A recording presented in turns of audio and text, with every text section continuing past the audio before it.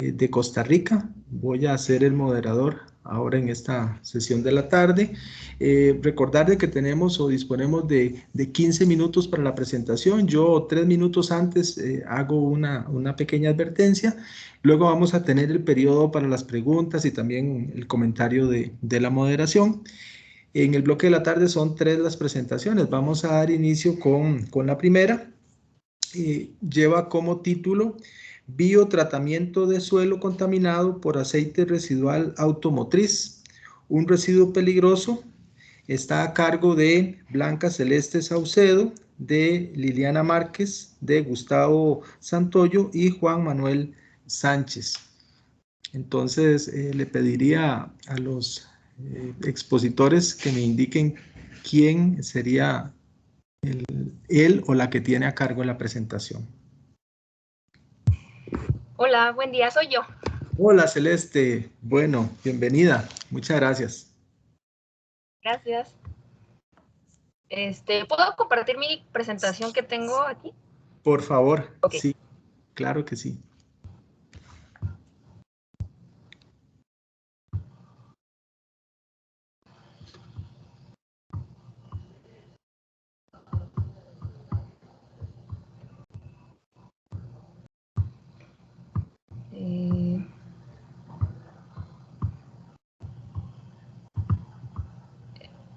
¿Me podrían indicar, por favor, si aparece? Ya lo estamos mirando. Ahora nada más sería el botón de modo presentación y adelante, le escuchamos. Ya lo puse en modo de presentación, no sé si ya aparece. Sí, ya aparece muy bien, Celeste. Gracias. Muy bien, gracias. Entonces voy a comenzar. El título de este trabajo es Biotratamiento de suelo contaminado por aceite residual automotriz, un residuo peligroso.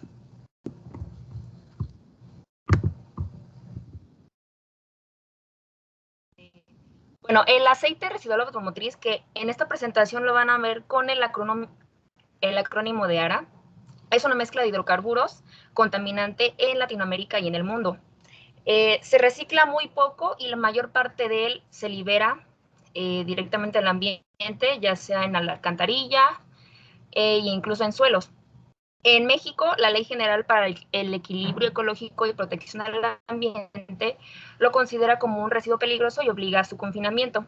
Cuando el ARA contamina el suelo, debe de remediarse de acuerdo a lo dispuesto por la norma oficial mexicana NOM 138, que establece que el límite máximo permisible de hidrocarburos en suelo es de 4.400 partes por millón.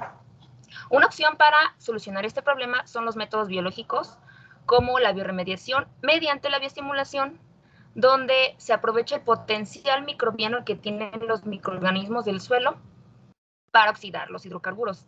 Entonces, esta bioestimulación se hace mediante inicialmente un detergente a bajas concentraciones para emulsificar el ARA, ya que es una mezcla insoluble, entonces de esta manera es disponible para los microorganismos.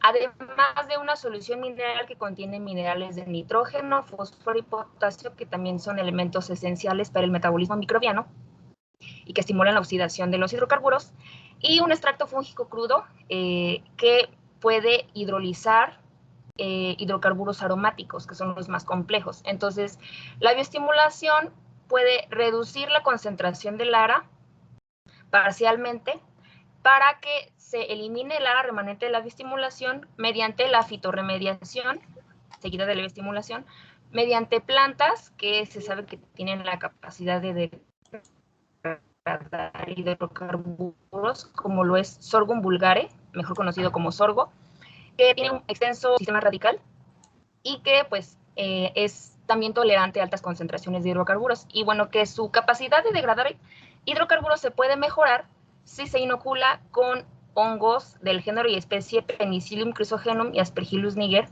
para aumentar la degradación de los hidrocarburos. Entonces, la integración de la bioestimulación y la fitorremediación puede lograr la eliminación del ARA en el suelo de acuerdo a la norma 138, o sea, para llegar a una concentración por debajo del límite máximo permitido, que es de 4.400 partes por millón, y lograr la recuperación del suelo. Entonces, por ello es que los objetivos de este trabajo fue la bioestimulación del suelo contaminado por 60.000 partes por millón de ARA y seguida de una fitorremediación con Sorghum vulgare, potenciado con ambos hongos que ya les mencioné, para decrecer el ARA a un valor inferior al máximo establecido por la NOM 138. Entonces, los métodos que se realizaron en esta investigación fue que inicialmente se contaminó un suelo artificialmente con 60.000 partes por millón. Esto se realizó en jarras de Leonard, que es el diagrama que se muestra aquí. Entonces, en la parte superior contenía el suelo contaminado y en el reservorio de la jarra contenía la solución mineral. Entonces, este suelo contaminado ahí se bioestimuló con el detergente, la solución mineral y extracto fúngico crudo. Posteriormente se dio paso a la fitorremediación, donde se sembraron semillas inoculadas con ambos hongos. Y después de este tiempo de la fitorremediación, se midió como variable de respuesta la biomasa, que es el peso seco aéreo y radical, y se analizó el contenido o la concentración final del aceite por Sotzlet. Y bueno, los resultados se analizaron por Anovatuki. Y bueno, respecto a los resultados, es importante señalar, antes de pasar con esta figura, que la bioestimulación redujo en 3 meses la concentración de 60.000 a 32.700 partes por millón. Y esta concentración final de la bioestimulación permitió la germinación del sorgo para iniciar con la fitorremediación y eliminar ese ARA remanente. Entonces, por ello se muestra a continuación los resultados del peso seco aéreo y radical de sorgo inoculado con Aspergillus niger y Penicillium chrysogenum a nivel de floración. Entonces, en el eje de las X se muestran los tratamientos del sorgo y en el eje de las Y el peso seco en gramos. También, bueno, pueden observar que el mayor peso seco aéreo y el mayor peso seco radical fue de 1.5 por parte del sorgo sembrado en el suelo contaminado y coinoculado con ambos hongos, con Penicillium chrysogenum y Aspergillus niger. Estos valores fueron estadísticamente diferentes al sorgo sembrado en suelo sin contaminante, que incluso se alimentó con una solución mineral al 100%, con 1 gramo de peso seco aéreo y 0.9 gramos de peso seco radical. También es importante señalar que en las primeras etapas de la fitorremediación, de los cuales esos resultados no se muestran en esta presentación por el tiempo, se mostró un efecto fitotóxico en el crecimiento de la planta, pero se consideraba normal, ya que en ese punto la planta estaba en una etapa de tolerancia. Pero conforme pasó el tiempo, pues se fue reduciendo la concentración del aceite por la planta, y además la inoculación de esta planta con estos microorganismos, pues lograron bajar los niveles fitotóxicos del ARA. Esto debido a que los hongos se alojan en el sistema radical del sorgo y mejoran la degradación de los hidrocarburos. Entonces, por lo tanto, la desaparición del ARA hizo posible que el sorgo en este punto creciera incluso mejor que en condiciones de un suelo sin contaminante, en un suelo sin ARA. Y bueno, para confirmar estos resultados, se muestra a continuación la tabla 1, donde se ve la concentración final del aceite después de 60 días de bioestimulación y 90 días de fitorremediación. El mayor decremento se registró en el suelo bioestimulado y fitorremediado con sorgo inoculado con Aspergillus niger, con 2.649 partes por millón, equivalente a un 95.5% de mineralización. En el suelo bioestimulado y fitorremediado con sorgo inoculado con Penicillium logró una reducción a 3.317 partes por millón, y el bioestimulado y fitorremediado con sorgo coinoculado con ambos hongos, registró una reducción a 3.890 partes por millón. Incluso el suelo bioestimulado y fitorremediado con sorgo sin inocular, pues también registró un valor de 4.143 partes por millón. Ustedes pueden observar que aquí estos valores, todos estos están por debajo del límite máximo permisible establecido por la NOM 138, que marca que el límite máximo permisible es de 4.400 partes por millón. Entonces, en contraste con el suelo, control negativo, en este suelo no se bioestimuló ni se remedió, y la reducción fue únicamente de 60,000 a 45,000 partes por millón. Entonces, aquí vemos que pues, fue insuficiente. Además de que también en el suelo, que fue únicamente bioestimulado, que se dejó por bioestimulación durante estos 60 días y 90 días, mientras este suelo era fitorremediado, se redujo a 13,057 partes por millón. Entonces, estas concentraciones pues no cumplen con lo establecido por la norma 138. Entonces, estos resultados sugieren que efectivamente la bioestimulación primero con el detergente se sugiere que sí solubilizó los hidrocarburos del aceite para que fueran disponibles a la mineralización por los microorganismos. Luego la solución mineral también restableció la relación carbono-nitrógeno del suelo, porque bueno, cuando hay un exceso de hidrocarburos, pues hay un desequilibrio en la relación carbono-nitrógeno, y que el extracto fúngico también pues posiblemente hidrolizó los hidrocarburos aromáticos, lo que facilitó que la fitorremediación eliminara la remanente por debajo del límite máximo permisible establecido por la norma 138. Entonces, como conclusión, pues la integración de estas dos estrategias de bioremediación, que fue la bioestimulación y la fitorremediación, es una técnica de bioremediación efectiva para la recuperación del suelo. Y bueno, se hace agradecimientos a la Universidad de Harvard, a la Fundación Rockefeller, al Proyecto 2.7 de la Coordinación de la Investigación Científica de la Universidad Michoacana, a Bionutra Marabatío, Michoacán, México, y a CONACYT por el apoyo para este trabajo. Y bueno, sería todo. Celeste, muchísimas gracias por esta excelente presentación, muy ajustada en el tiempo correcto. Y también muy explicativo todo el orden que se ha seguido de la investigación a llegar a los resultados. Vamos a abrir entonces ahorita el periodo de preguntas y estoy revisando aquí un poquito el chat y más bien quisiera, pues estamos en un ambiente de confianza, entonces si alguno de los participantes tuviese una pregunta, entonces que más bien utilicemos la manita o que abra el micrófono y nos haga la pregunta a Celeste y al equipo de investigadores.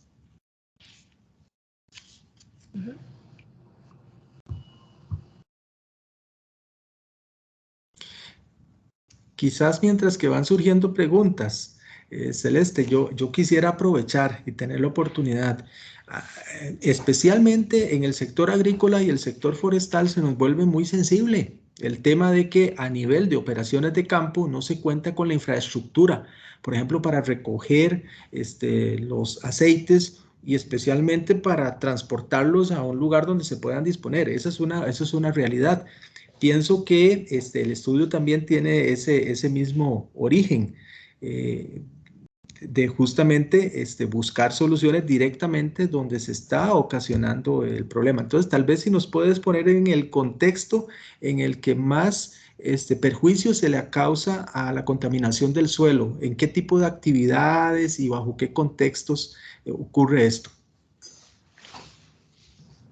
Ajá, ok.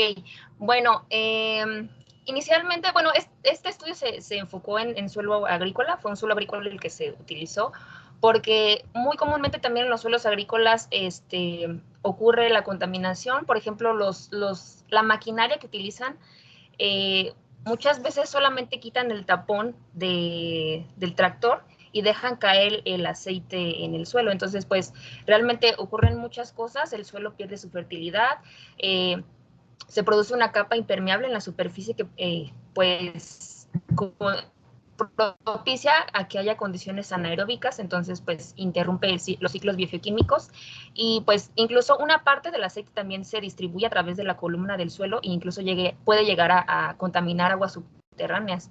Entonces, pues, es algo muy, pues, muy serio. Y bueno, también quiero resaltar que cuando hay una contaminación, normalmente primero se tienen que aplicar reacciones mecánicas, bueno, o sea, se tiene que hacer una remoción del exceso de hidrocarburos, porque bueno, de entrada no se puede aplicar un método biológico cuando hay concentraciones muy, muy altas, porque, bueno, los microorganismos no lo podrían hacer. Entonces, primero se tiene que eliminar el exceso de hidrocarburos a un nivel que los microorganismos puedan tolerar y puedan mineralizar los hidrocarburos. Entonces, más o menos se sabe que como en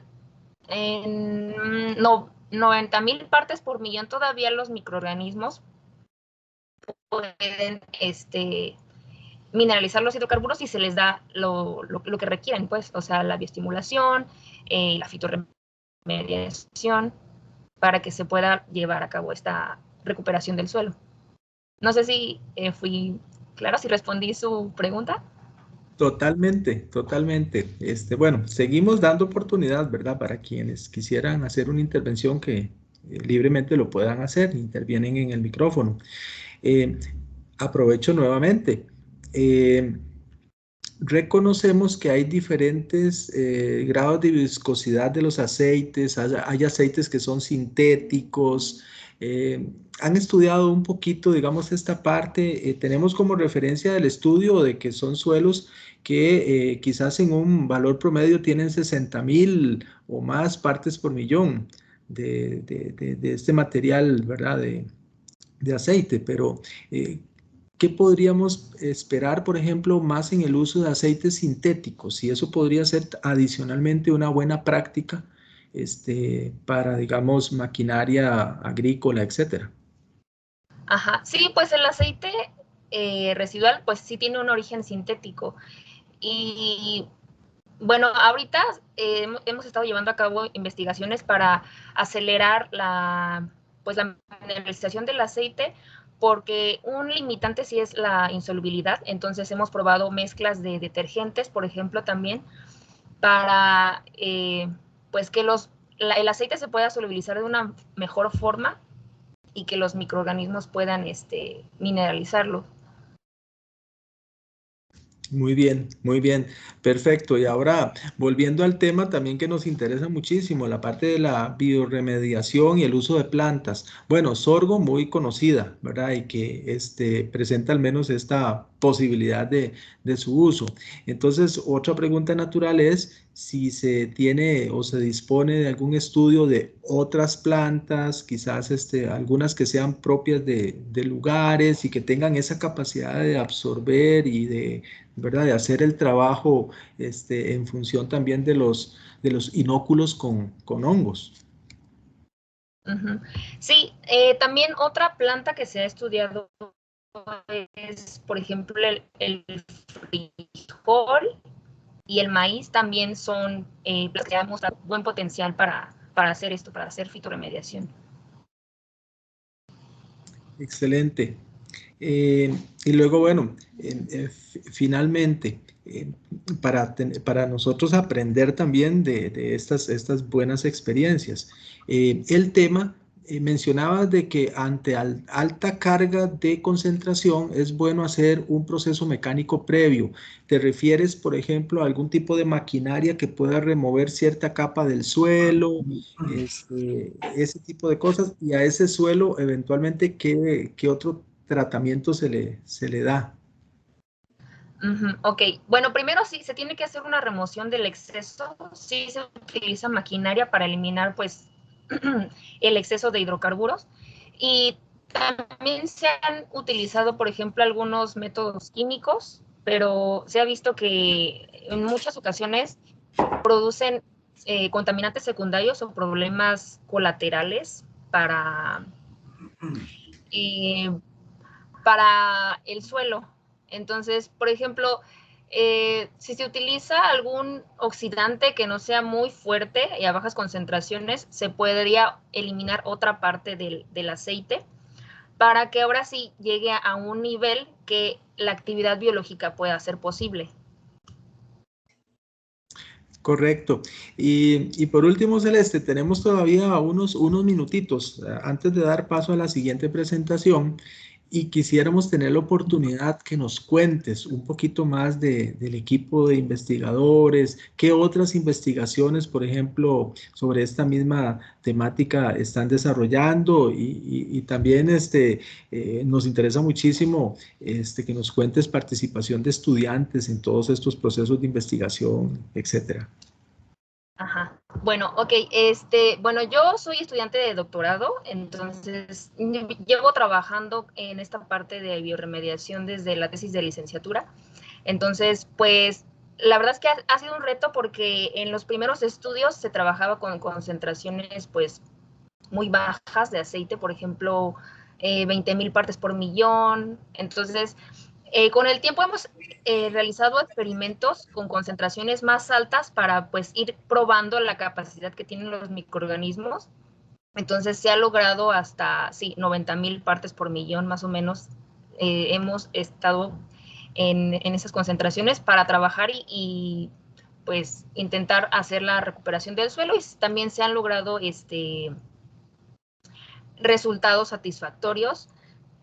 Entonces, bueno, les comentaba que ahorita en lo que más estamos trabajando es en la parte de utilizar mezclas de detergentes que tienen composición química afines a los hidrocarburos del aceite. Entonces, ya en ese caso, pues se requiere saber, por ejemplo, la composición química de los hidrocarburos del aceite y ver selección de detergentes que tengan composición química parecida a los hidrocarburos, y esto pues sí genera que haya una mayor emulsificación del aceite, y esto facilita todavía más que los microorganismos puedan mineralizar los hidrocarburos incluso en tiempos más cortos.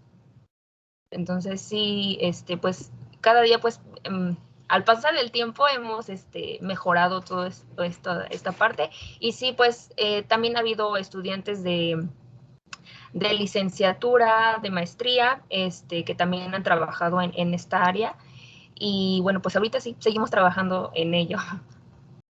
Muy bien, bueno, resta felicitar a tu persona por la presentación y al grupo de investigadores también por la contribución. Desearles muchos éxitos en este camino ahora de la investigación y encontrar soluciones, realmente soluciones ambientales a problemas comunes que son de nuestros países. Celeste, muchísimas gracias por tu intervención. Gracias. Gracias. Muy bien, vamos a continuar entonces ahora según nuestro plan en la siguiente presentación. Lleva como título Digestión anaerobia de lodos de un tratamiento físico-químico de aguas residuales. Los ponentes, Eduardo Alexis González Medina, Perla Sotero Navarro y Maribel Velasco Pérez. Observo que Perla ya está acá con nosotros. Sí, Perla, así es. bienvenida y Muchas queda gracias. toda libertad de compartir pantalla con nosotros. Muchas gracias.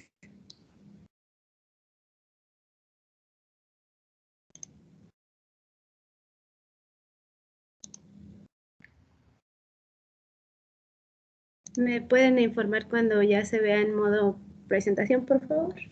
Perfecto, ya estamos mirando tu escritorio, solo faltaría poner en modo de presentación. Permítanme un tantito.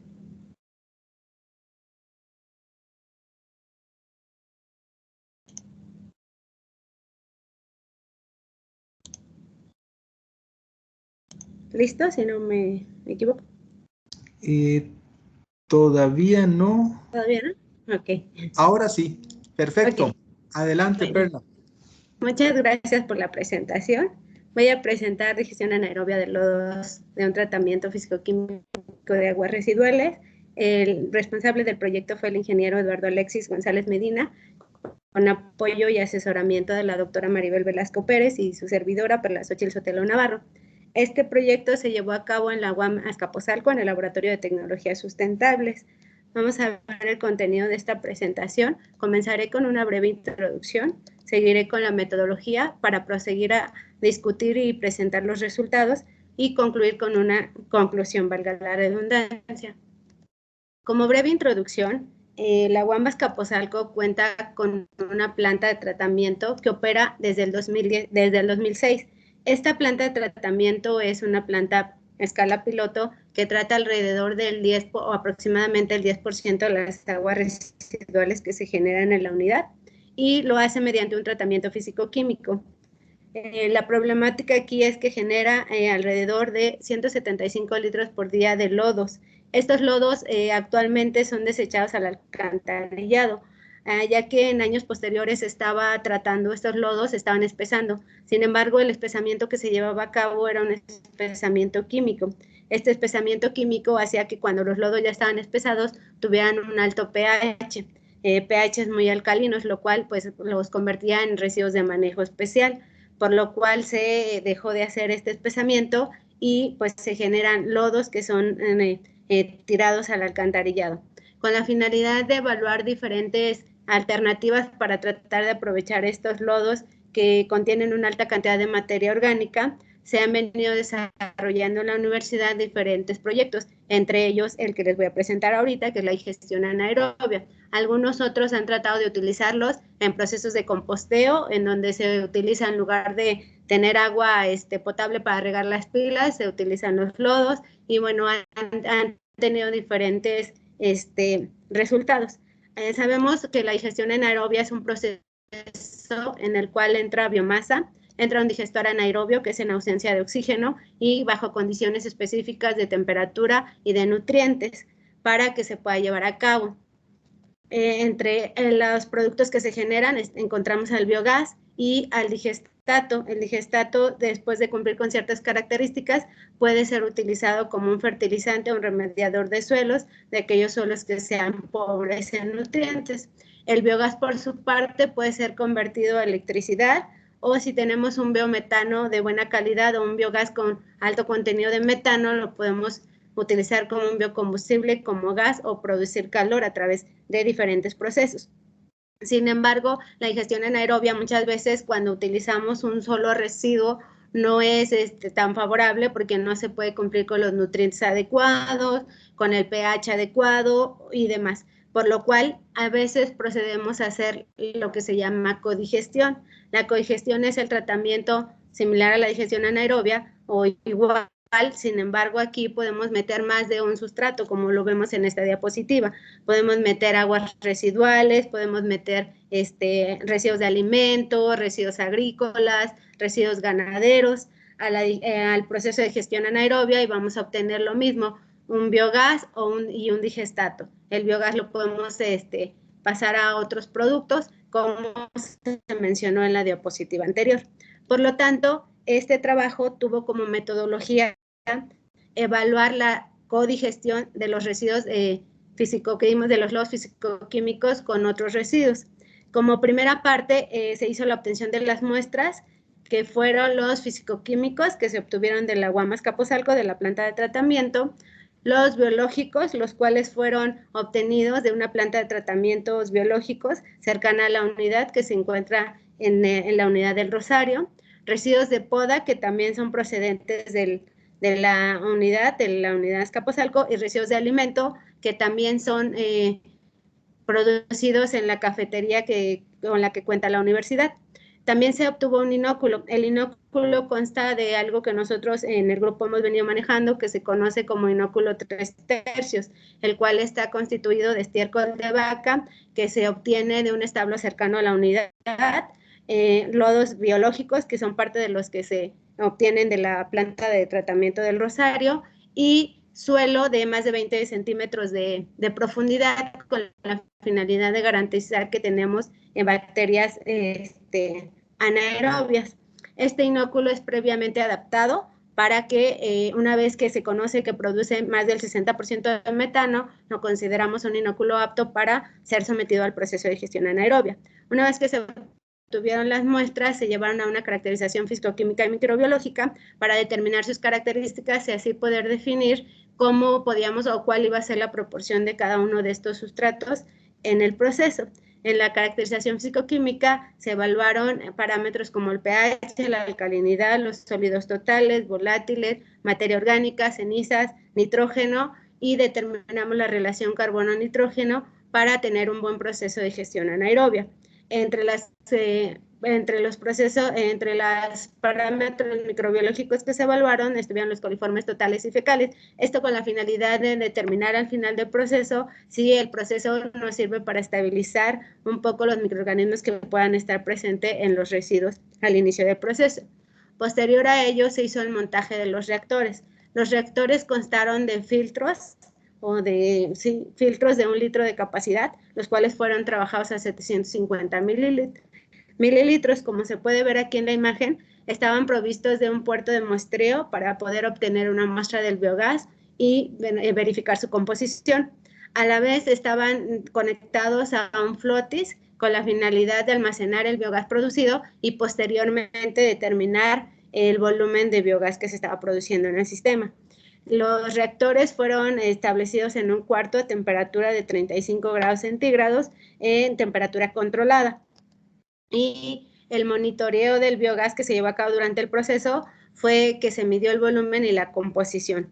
El volumen fue determinado a través de desplazamiento de salmuera ácida. Una vez que el flotis estaba inflado, se procedía a llevarlo a desplazar salmuera de un cilindro, como se ve aquí, y ver el volumen en una probeta.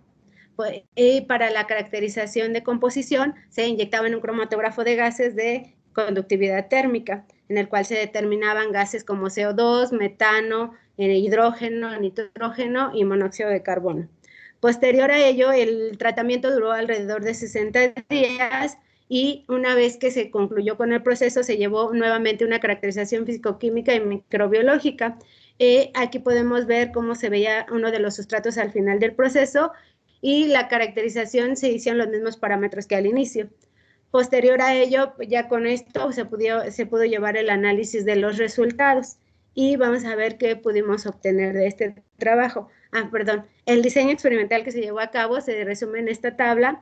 Denotaremos LF como lodos físico-químicos, LB como lodos biológicos, LFB como lodos físico-químicos con biológicos, LFP, lodos físico-químicos con poda, P como poda, LFA como lodos físico-químicos con alimentos y LFPA, lodos físico-químicos, poda y alimentos.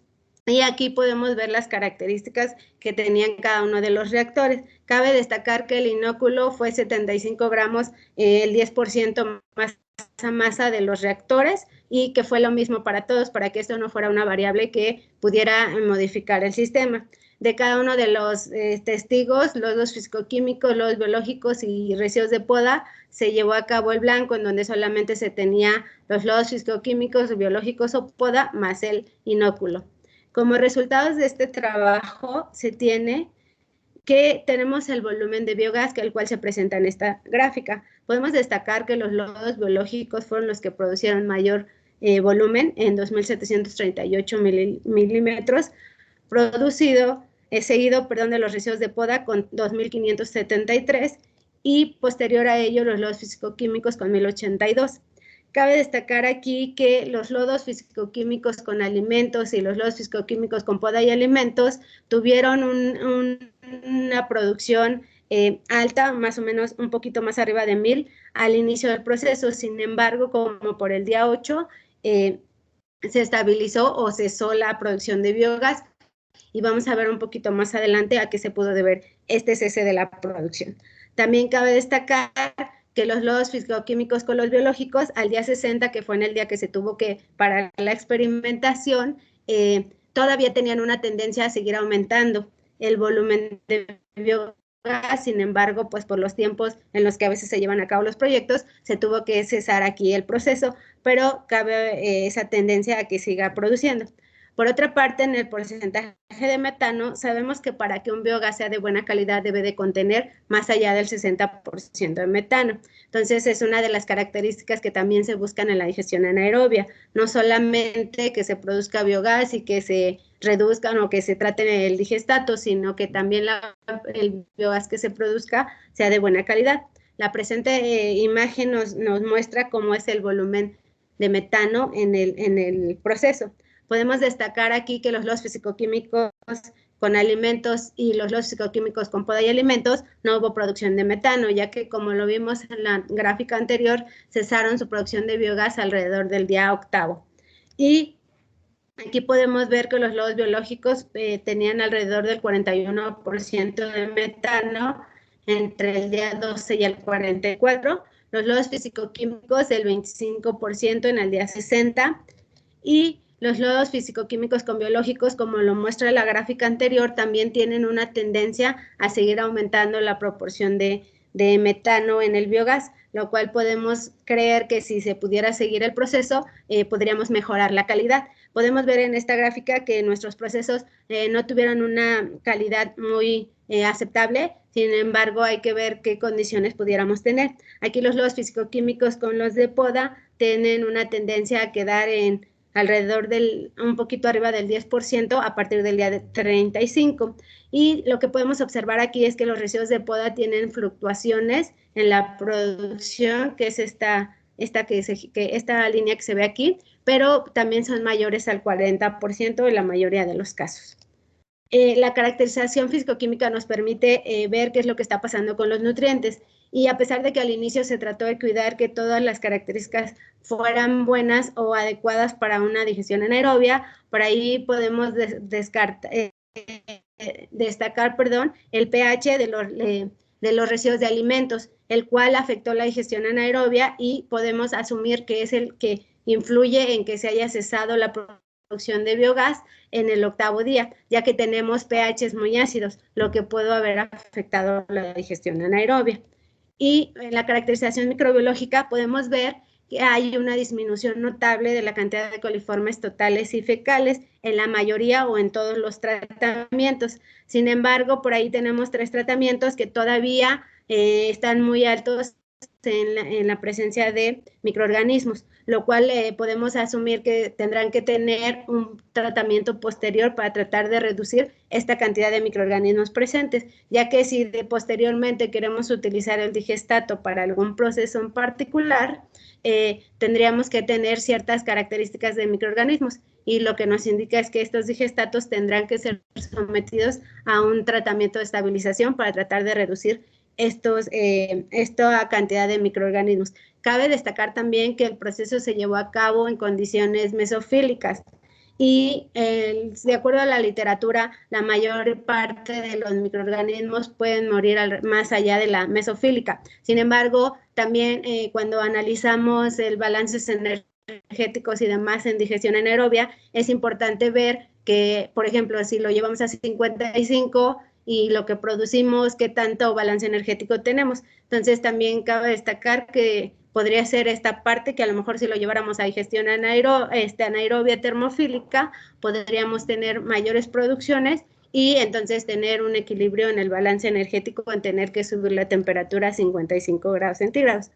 Como conclusiones de este trabajo se tiene que pues, los residuos de poda fueron los que produjeron mayor cantidad de biogás y los biológicos tuvieron la mayor proporción y los fisicoquímicos tuvieron una producción tanto de volumen como de porcentaje de metano modesta, entonces no los descartamos como un posible sustrato o cosustrato en algunos tratamientos. Sin embargo, habrá que evaluar bien las condiciones en las cuales se van a someter estos residuos.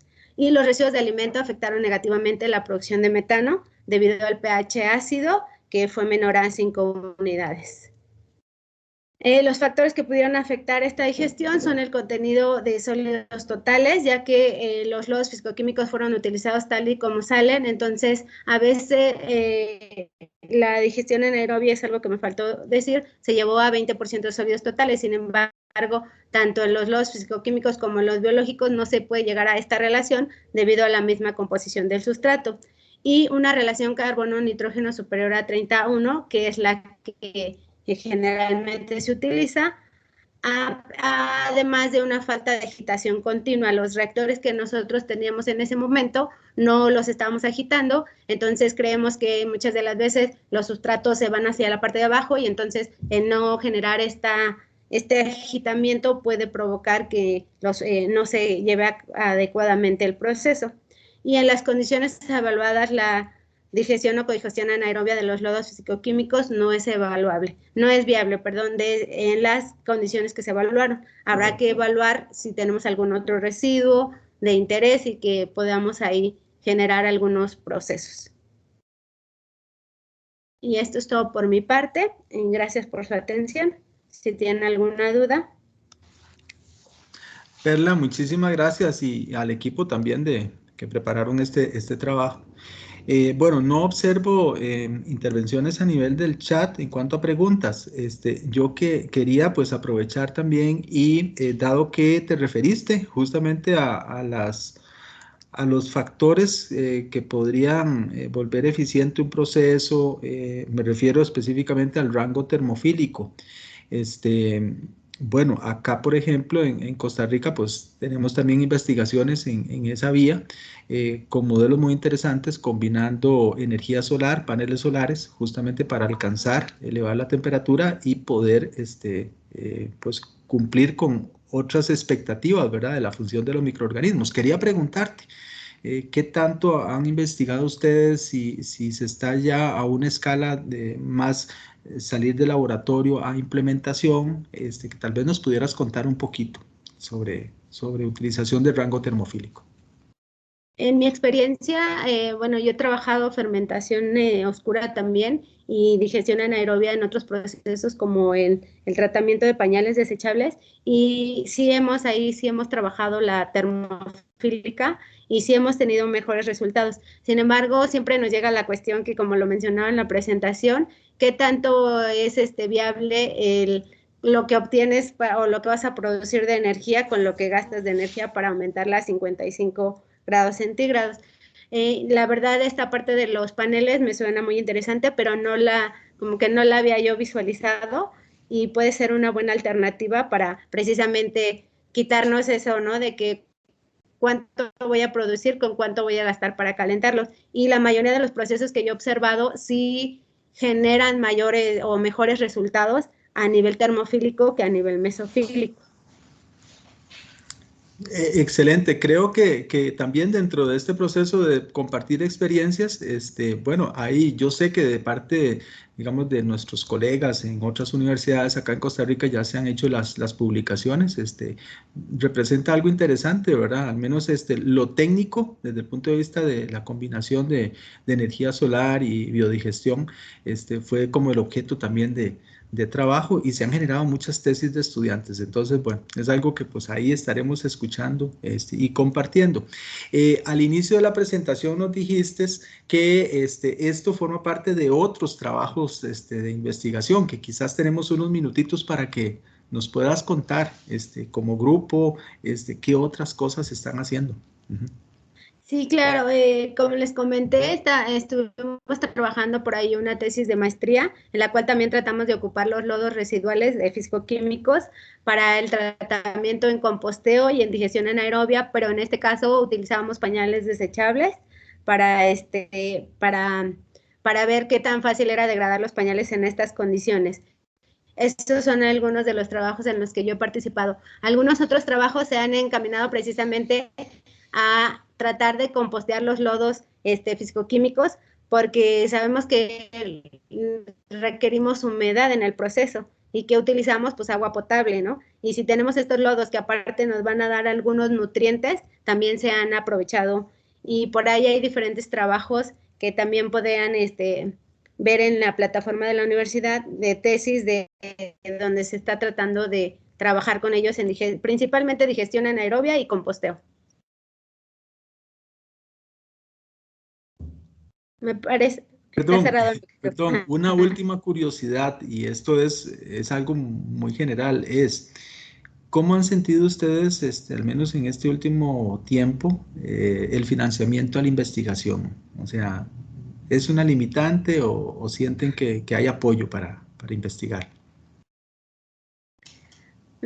Pues mira, yo les voy a hablar desde mi perspectiva. Yo soy ahorita cátedra CONACYT, no sé si sepan de este programa, y este programa estamos asignados somos parte del CONACYT, pero estamos asignados a diferentes centros de investigación. En mi caso, yo estoy en el CINVESTAP Zacatenco. Yo he tenido la posibilidad de entrar a diferentes programas para tratar de obtener financiamiento. Digo, algunos no los han dado, algunos no, pero pues sí, ahorita mucho está enfocado a lo de la pandemia y muchos apoyos se fueron hacia allá en el último año, es lo que en mi perspectiva yo he podido notar. Pero pues obviamente siempre hay a lo mejor un poco de financiamiento, pero siempre falta, ¿no? Nosotros siempre decimos, a veces hay que poner uno de tu bolsillo, porque a veces también las gestiones administrativas tardan mucho. Entonces, sí hay apoyos, pero a veces hay que tener paciencia y a veces los proyectos no tienen paciencia, ¿no? Hay que hacerlos porque hay que hacerlos. Sí, eso es una realidad sentida, pero bueno, aquí hay que continuar, ya vendrán tiempos mejores, ¿verdad?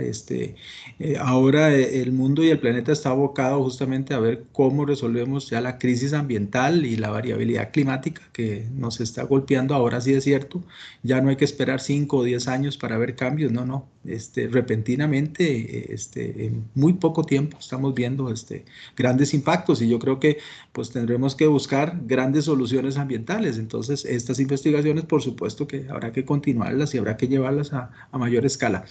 Perla, agradecerte la presentación, felicitar al grupo, ¿verdad? Que se dio a la tarea de hacer la contribución y de estar acá con nosotros. Entonces, pues agradecerte y vamos a continuar entonces. Muchas gracias. Gracias, Perla. Bueno, vamos a iniciar con la última presentación de este bloque. Lleva como título la degradación de plásticos amigables con el ambiente en un proceso de composteo. Está a cargo de varios y varias investigadoras. Voy a hacer mención a ellos: Juan Carlos Álvarez, Areli Arianali Cruz, Aletia Vázquez, Mariana Mendoza, Ana Laura Terro Calco, Jocelyn Tapia. Entonces, si tienen a bien, pues creo que podríamos pasar ya a esta presentación. Me informan, por favor, quién sería la persona a cargo de la presentación. Sí. Hola, buenas tardes, Dagoberto. ¿Me escuchas? Hola, sí, le escucho muy bien. Ok. Gracias. Nada más dame un momento porque no quiere compartir esto. Ah, bueno, muy bien. Te damos tiempito. Sí, sí, sí, con calma. A buscar la forma. A mí me sucedió igual ahora como expositor. Sí, es que... a ver, creo que ya está. La pestañita arriba de la flechita. Ah, bueno, ya, aquí estamos. Ahora solo falta ponerlo en modo presentación, creo. A ver.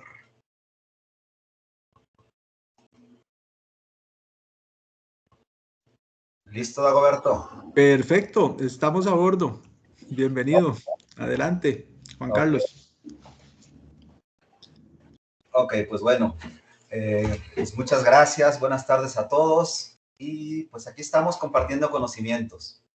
Compartiendo conocimientos sobre... Yo vengo a presentarles este tema que se llama degradación de plásticos amigables con el medio ambiente en un proceso de composteo. Les traigo un tema taquillero porque finalmente los plásticos amigables, supuestamente amigables, están de moda en muchos países. Hoy en día en México es muy recurrente escuchar el término y yo creo que es algo que compartimos allá con los hermanos países del Caribe, Centroamérica y Sudamérica, este tema de estos plásticos. Pero bien, vamos a empezar un poco con algunas cifras. En el 2005, la producción mundial de plásticos se tenía contemplada en 230 millones de toneladas. Para el 2019, 368 millones de toneladas. El aumento es del 62.5% en 14 años.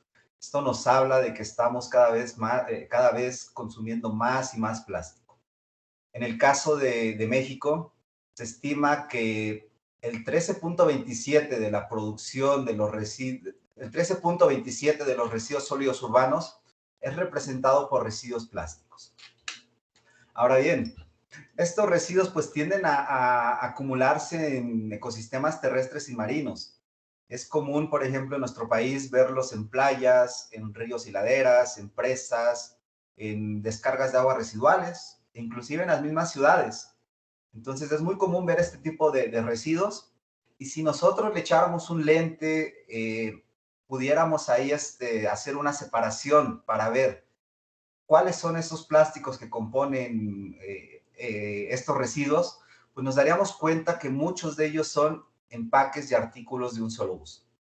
Esos son de los que más se presentan en los residuos. Y bueno, hoy en día, para disminuir ese impacto negativo, pues se han diseñado y fabricado productos que, ojo, se autonombran amigables con el medio ambiente. Tenemos el caso de biodegradables, tenemos el caso de oxodegradables, de degradables, por ahí me faltó composteables. Y bueno, aquí algo que hay que tener muy en cuenta es que estos se fabrican, pero para que se llegue a cabo, en este caso, los procesos de degradación, se tienen que contemplar condiciones específicas para las cuales son diseñadas. Ahora bien, el objetivo de esta investigación fue evaluar la degradación en términos de fragmentación de 32 artículos plásticos en un solo uso. De aquí en adelante los voy a nombrar como APUSU, y esto lo realizamos en un proceso de composteo a nivel piloto. La metodología que seguimos la dividimos en 3 partes. La primera era la obtención de muestras y el montaje de pilas. La segunda era el monitoreo de la pila de compostas y las muestras de plástico. Y la tercera fue la caracterización de los APUSU. En el primer punto, lo que hicimos fue ir a las tiendas departamentales y a los mercados de algunas ciudades del país. En este caso fue la Ciudad de México, el Estado de México, Monterrey y Veracruz, y compramos estos artículos que se ofertan, ¿no? Estos son algunos que se ofertan, así vienen en los empaques. Y bueno, además tuvimos la posibilidad de contar con 2 muestras que se comercializan en Canadá, y bueno, las metimos también a nuestro proceso. ¿Cuál fue la elección? Pues finalmente elegimos aquellas que en la publicidad mencionaran que eran biodegradables, oxodegradables, degradables, amigables con el medio ambiente, que tuvieran algún término que refiriera a esas condiciones. Montamos la pila de composta. La pila de composta fue de residuos de jardinería y poda y de composta madura, en una relación de 3:1 en términos volumétricos.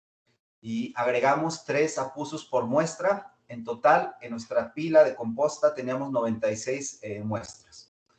En el caso de las películas o bolsas, nosotros las colocamos en unos arillos, en unos arillos de plástico. Esto fue con la finalidad de que siempre estuvieran, que la superficie siempre estuviera bien expuesta, en este caso a los residuos, que el área de contacto aumentara. Y bueno, de esa manera las colocamos. En el caso de los platos, las cucharas, los cuchillos, esos sí los agregamos directamente en las pilas de composta. Ahora bien, el monitoreo y el volteo lo realizamos 3 veces a la semana, en días alternados. Lo realizamos con bieldos, y cada que nosotros volteábamos, medíamos la temperatura con un termómetro de vástago y medíamos la humedad con una prueba de puño. En las imágenes ustedes observan cómo se colocaron. En la primera imagen que está a la izquierda, ustedes observan una cama de composta. Posteriormente nosotros pusimos una malla, que es una malla de polietileno de alta resistencia, y en esta malla de polietileno de alta resistencia agregamos una capa de aproximadamente 10 centímetros de composta. Posteriormente agregábamos nosotros los APUSU, cuidando que estos no se amontonaran, sino que siempre estuvieran bien expuestos. Entonces los distribuimos a lo largo de toda la pila. Posteriormente, ya que estaban los APUSU, los volvimos a colocar composta, otra capa de 10 centímetros, y agregamos una malla, un enmayado, de tal manera que nosotros teníamos como un sándwich, y una vez que teníamos el sándwich, cubríamos todo completamente. De esta manera llevamos a cabo el proceso, el cual duró 142 días. ¿Cuáles fueron los resultados? Los primeros resultados que obtuvimos fue cuando compramos estos artículos, nosotros catalogábamos de dónde venía, del país de fabricación. En este caso, el 63% fueron de México, el 20% fueron de China, el 7% de Perú, y en el 10% no especificaba. Aquí es bien interesante porque este 10%, pues tratamos de buscar por internet, tratamos de buscar por otras vías en dónde se fabricaba, pero pues nada, no había información que nos diera una pista. En la foto que comparto, pues ustedes observan los 32 apusos que se sometieron al proceso de composteo, en donde tenemos 14 bolsas, 8 cubiertos, 7 platos, un vaso. Y bueno, mencionar que dos de estas son bolsas canadienses. En cuanto al monitoreo de la temperatura en el proceso de composteo que tenemos, en la gráfica ustedes observan dos tendencias. La tendencia de abajo es la temperatura ambiental, la tendencia de arriba es la temperatura en la composta. Y encontramos que obtuvimos un máximo de 60 grados en un día. Si nosotros situamos una fase termofílica por ahí de los 40 grados centígrados, tenemos que nuestra fase duró 23 días.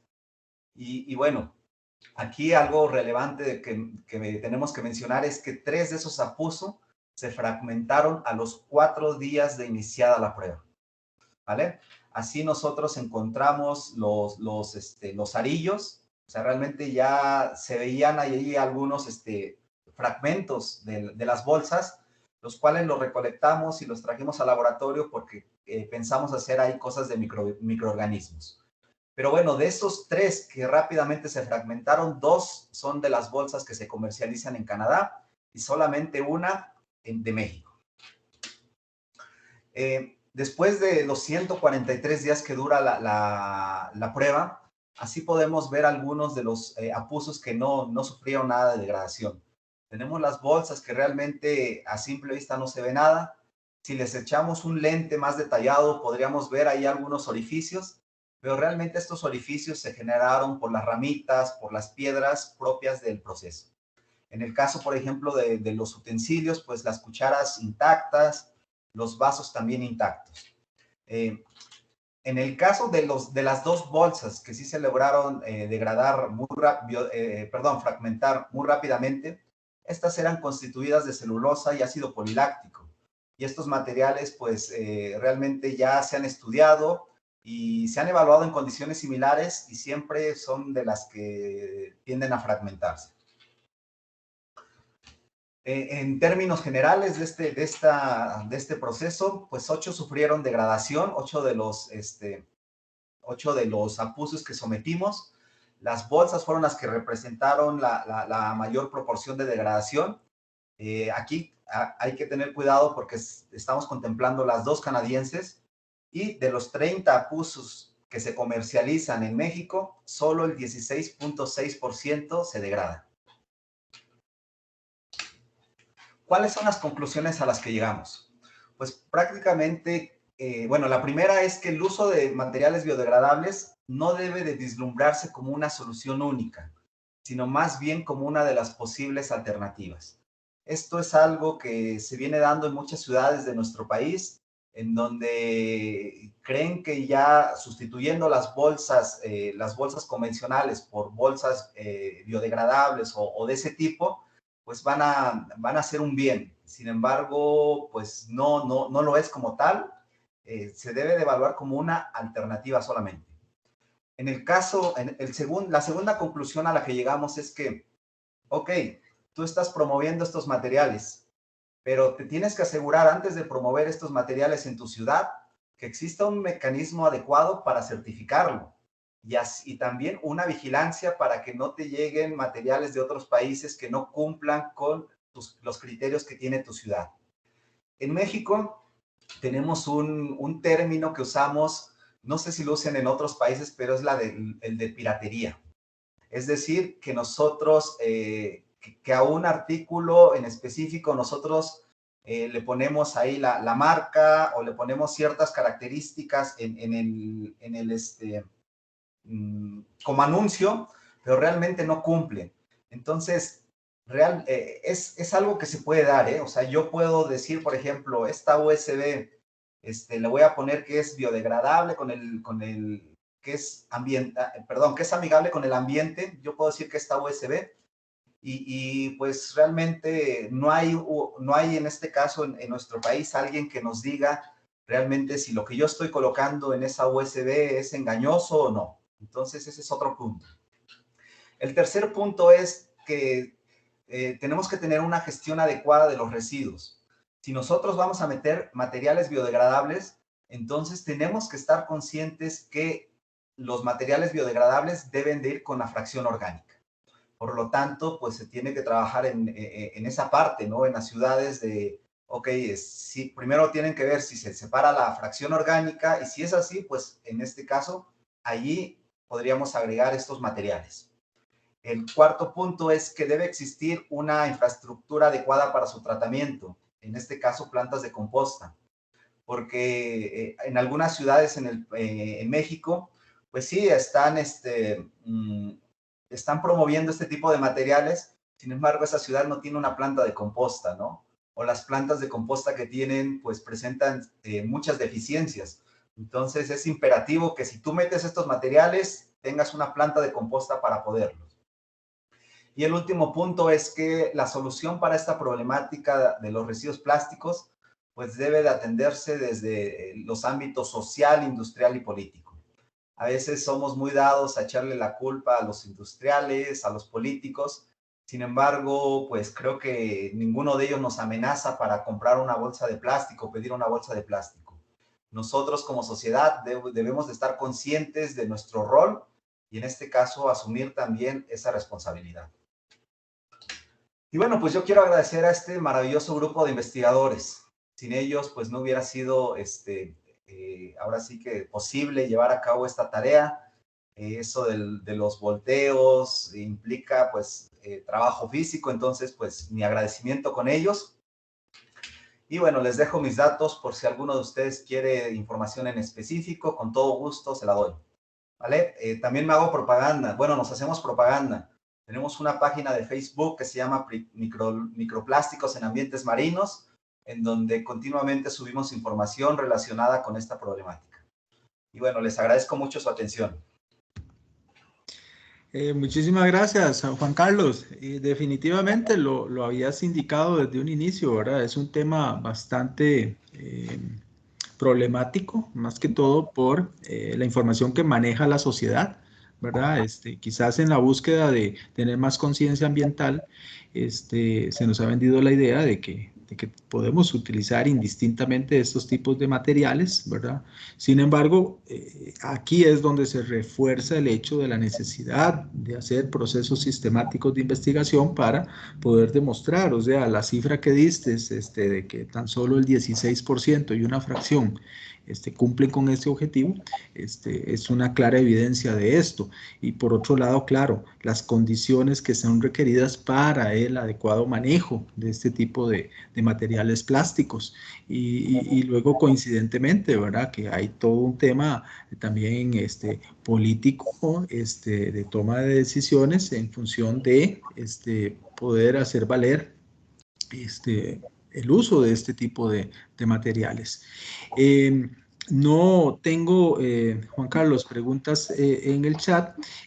Quería hacer una intervención y esto es por experiencia que hemos manejado en otros proyectos, no como la orientación de lo que nos has expuesto, pero más que todo es por la facilidad, por ejemplo, del monitoreo de la temperatura. Y es el hecho de la existencia en el mercado de sensores, son sensores diminutos que permiten, por ejemplo, hacer mediciones de temperatura cada minuto durante un lapso de 3 meses, ¿verdad? Y traen una pequeña batería interna y se pueden colocar a diferentes profundidades. Son muy usadas para la cadena de frío en los camiones de transporte o en los barcos, o se colocan ese tipo de sensores y se lleva un monitoreo muy sencillo. Lo menciono porque quizás podría facilitar mucho todo nuestro trabajo también para obtención de información. Y por lo demás, Juan Carlos, pues preguntarte entonces también sobre otros procesos de tu grupo de investigación y con la profesora Aletia también, que nos pudieras referir ahorita en estos minutitos que nos quedan. Sí, por ahí tengo una pregunta, Dagoberto. Quiero abordarla. No sé si me des chance y ahorita te platico lo que hacemos. Claro, por supuesto, tenemos unos minutos. Vale, por ahí me preguntan que si existe material de un solo uso compostable a nivel casero. Sí, a nivel casero sí existen materiales. O sea, realmente algunos materiales compostables son muy sensibles a la temperatura. Por eso se utilizan, por ejemplo, por eso se promueven para procesos industriales de composteo, porque la temperatura es uno de los factores que juegan. Sin embargo, hay otros materiales que tienen una degradación hidrolítica. Entonces, si nosotros lo metemos a un proceso, puede ser un proceso de composteo casero, podríamos tener en este caso cierta biodegradación. Por ejemplo, ahorita nosotros metimos unos materiales biodegradables en un proceso de lombricomposteo, en donde no alcanzamos temperaturas tan altas. Sin embargo, esos materiales en aproximadamente 3 meses ya se desaparecieron, ya se fragmentaron. Entonces, sí hay en este caso este tipo de materiales que existen en el mercado. Si alguien me pregunta cómo los identifico, es difícil, sin embargo, se pueden guiar por el precio. El precio de un material biodegradable a un material compostable es considerablemente más alto. Entonces, por ahí puede ser un tip que podrían usar para la gente que quiera comprar algún tipo de material de estos. Y bueno, te platico, Dagoberto, lo que hacemos. Espérame, es que ya me mandaron otra. Adelante. Voy a agarrar, dale. Esa fragmentación es mecánica o también la fracción de la acción. Mira, cuando nosotros evaluamos la degradación de los plásticos, tenemos que estar bien conscientes que es un proceso sinérgico. Es decir, que las lombrices pueden jugar un rol porque justamente con el movimiento, pues ahí generas una fricción y pueden ahí, en este caso, pues degradar. Pero también seamos conscientes de los microorganismos que están en los procesos de composteo, lombricomposteo, que también son muy capaces en este caso de empezar a hacer, de empezar a degradar el material, sobre todo en cuestiones hidrolíticas. Entonces, es un proceso sinérgico esto que se lleva a cabo. ¿Vale? Y todavía tengo chance, Dagoberto, de hacernos publicidad o ya no. Claro que sí, tenemos unos 3 minutos. Claro bueno. Que sí, esa es la intención. Adelante. Vale, pues en el área en la que estamos, pues prácticamente nuestra investigación se centra en los residuos plásticos. Y residuos plásticos, pues hablamos desde los grandes hasta los pequeñitos. Hoy en día tenemos ahí una investigación bastante amplia en México sobre los microorganismos en diferentes ambientes. Hemos hecho, por ejemplo, muestreos en varias playas del país. Hemos hecho muestreos en bebidas, de microplásticos en bebidas embotelladas, en varias matrices como suelo. Entonces, justamente ahorita estamos con todo sobre ese tema, sobre todo para crear una línea base en México y saber cómo estamos en la contaminación de estos materiales.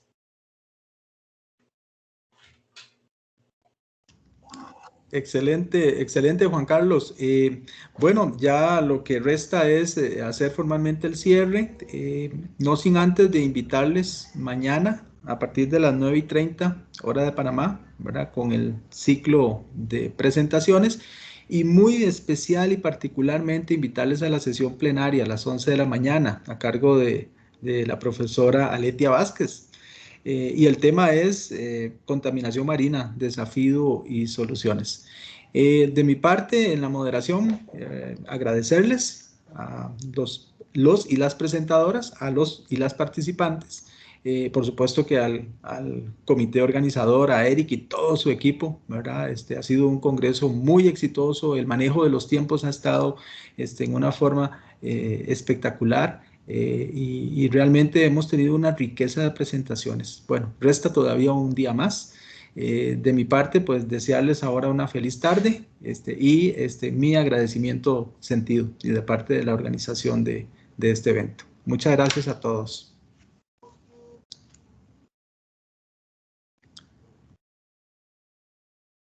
Emanuel, ¿me ayudas entonces con el respaldo de la grabación para efectos del Congreso?